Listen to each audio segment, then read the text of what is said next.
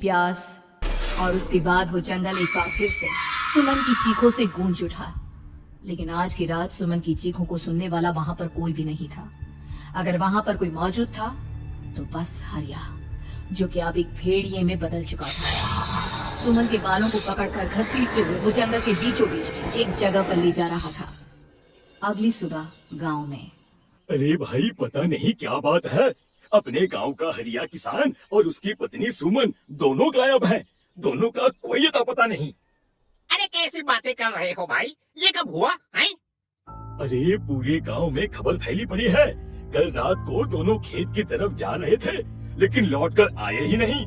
तो हो सकता है अपने खेत पर होंगे। पूरा गांव ढूंढ कर आया है भाई। जानते हो क्या मिला वहाँ पर? क्या हुआ भाई, क्या मिला? बताओ हमें क्या मिला? अरे हरिया की पत्नी सुमन के कपड़े पड़े हुए थे। शरीर का एक एक कपड़ा फटा हुआ झोपड़ी के बाहर पड़ा था, लेकिन दोनों पति पत्नी का कोई पता ठिकाना नहीं था। अरे भाई, लेकिन उसका जो दोस्त है ना रामू किसान, उससे पता करके आते हैं ना। अब तक तो दोनों साथ ही खेत पर जाया करते थे। हाँ हाँ हाँ, हमें उसके घर जाना चाहिए भाई। चलो चलो वहाँ चलते हैं, चलो।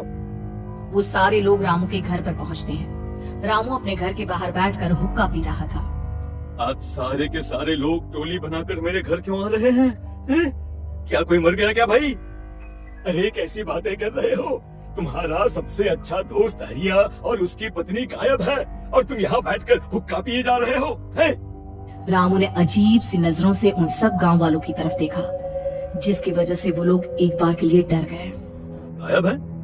अरे गायब नहीं है, मुक्ति मिल गई है। उन दोनों को मुक्ति मिली है। इस दुनिया में आकर हर इंसान पाप करता है और उसे उसके पापों के लिए मुक्ति मिलना बहुत जरूरी है। अरे ये कैसी बहकी बहकी बातें कर रहे हो भाई, है? और इसका चेहरा अजीब सा क्यों लग रहा है?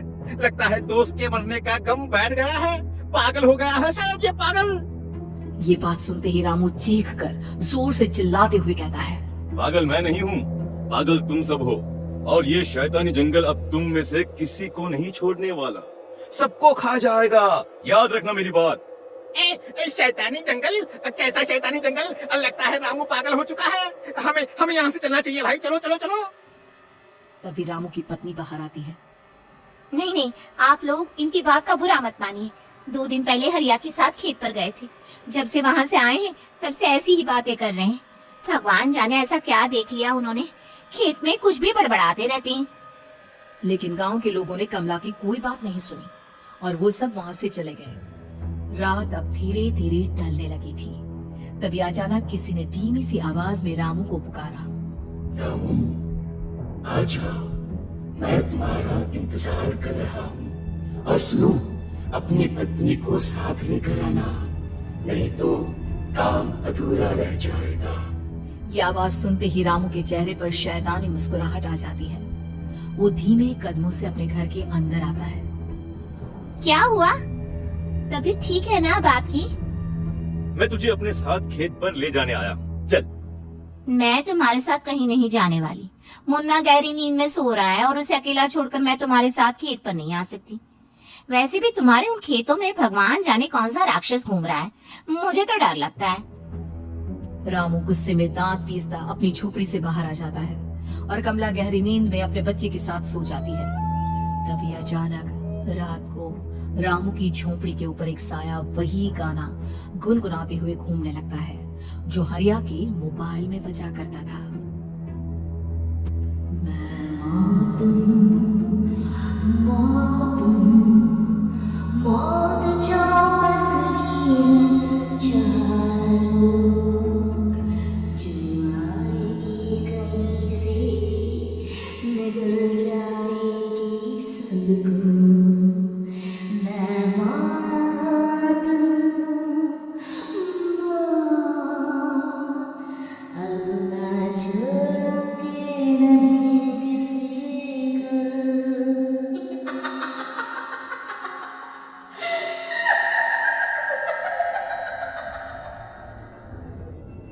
ये आवाज सुनकर रामू की पत्नी कमला की आंख खुलती है और वो देखती है कि उसका मुन्ना अपनी जगह से गायब था। कमला चीखते हुए बाहर दौड़ कर आती है वहाँ पर उसने देखा कि रामू ने अपने बच्चे को झोपड़ी के बाहर एक पेड़ से उल्टा लटकाया हुआ था और उसका बच्चा चीख चीख कर रो रहा था। वहीं दूसरी तरफ एक साया बच्चे के ठीक नीचे आग जलाकर उसके चारों तरफ हैवानों की तरफ नाच रहा था। छोड़ दो मेरे बच्चे को। अरे क्या कर रहे हो तुम? शर्म नहीं आती तुम्हें अपने ही बच्चे को इस तरह मौत के हवाले करते हुए? अपना बच्चा? किसने कहा ये मेरा बच्चा है? अरे ये तो उस रामू की औलाद है, इस गांव के किसान रामू की, और मेरी दुश्मनी इस गांव के हर इंसान के साथ है। क्या कैसी बात कर रहे हो तुम? और ये औरत कौन है? ये मेरे बच्चे को खा जाएगी। तभी अचानक से उस साया ने एक बेहद खतरनाक दिखने वाली औरत का रूप ले लिया और उसकी आंखों से आग निकल रही थी। सही पहचाना तूने, मैं तेरे बच्चे को खा जाऊंगी। अगर तू अपने इस हैवान पति रामू के साथ जंगल नहीं आए, मैं तेरे बच्चे को खा जाऊंगी। लेकिन क्यों? आखिर क्या चाहती हो तुम मुझसे? मुझे जंगल क्यों ले जाना चाहती हो? औरत बुरी तरह से ठहाके मार मार कर जोर जोर से हंसने लगी और साथ में रोने लगी। ये तो तुझे वहाँ चलने के बाद ही पता चलेगा ना। अगर तू नहीं आई तो थोड़ी देर में तेरा ये बच्चा आग में जलकर मर जाएगा। चल जल्दी।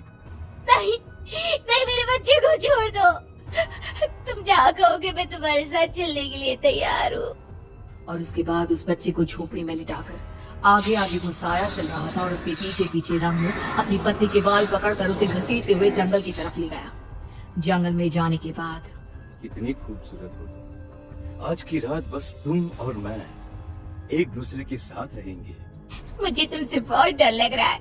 तुम्हें क्या हो गया है? तुम तो बिल्कुल ठीक थे। वो होगा जो हमारे बीच होना चाहिए। तो आओ आओ अपने आप को मेरे हवाले कर दो। कमला ने डर की वजह से अपनी दोनों आंखें कसकर बंद कर ली थी। रामू ने बुरी तरह से चीख कर कमला से कहा, आंखें खोलो अपनी और मेरी तरफ देखो। कमला ने जैसे ही अपनी आंखें खोली उसने देखा कि रामू एक खतरनाक खूनी हैवान में बदल चुका था। कौन हो तुम? जाने दो मुझे। क्या चाहते हो मुझसे?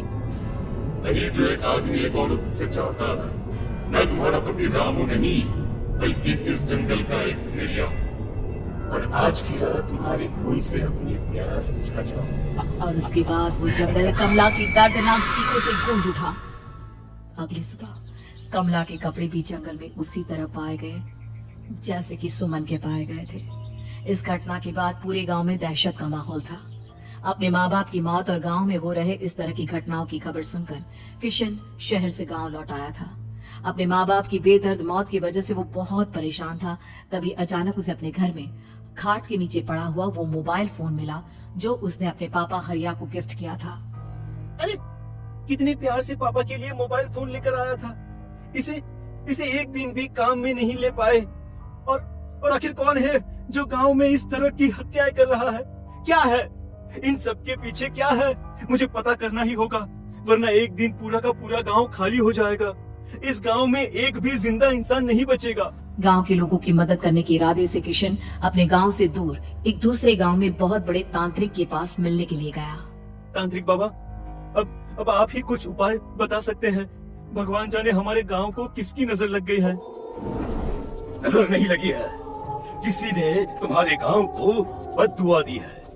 किसी सताई हुई आत्मा का प्रकोप है, और अब वो पूरे गांव में किसी को नहीं छोड़ेगी जब तक उसकी आत्मा को शांति नहीं मिल जाती। अरे लेकिन ऐसा कौन है बाबा? किसकी आत्मा है और कैसे मिलेगी उसे शांति? मौत है, मौत कहीं से भी आएगी और सबको निगल जाएगी। इससे बचने का सिर्फ एक ही उपाय है, लेकिन उस उपाय को करना आसान नहीं होगा। जो भी उस उपाय को करने की कोशिश करेगा उसकी जान जा सकती है। भले ही मेरी जान चली जाए, लेकिन मैं अपने गांव के लोगों की जान बचाने की पूरी कोशिश करूंगा बाबा।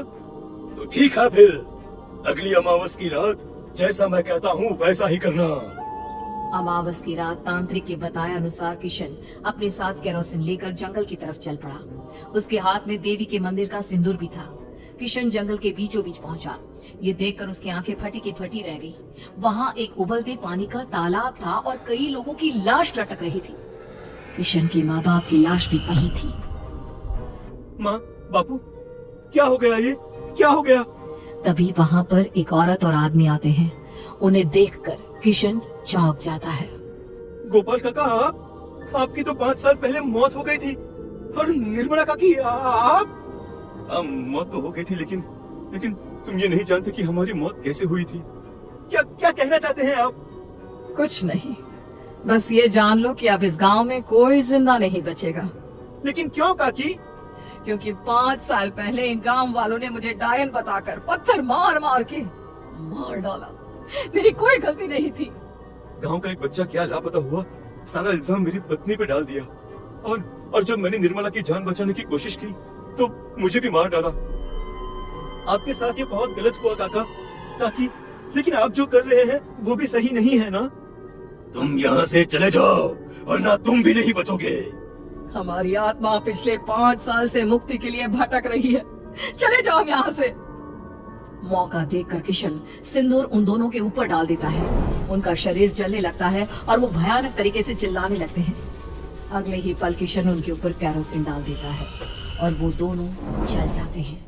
किशन अपने माँ बाप और दूसरी लाशों का अंतिम संस्कार करवाता है और अपने घर लौट आता है, लेकिन वो अभी भी इस बात से अनजान है कि मोबाइल अभी भी बज रहा था। मैं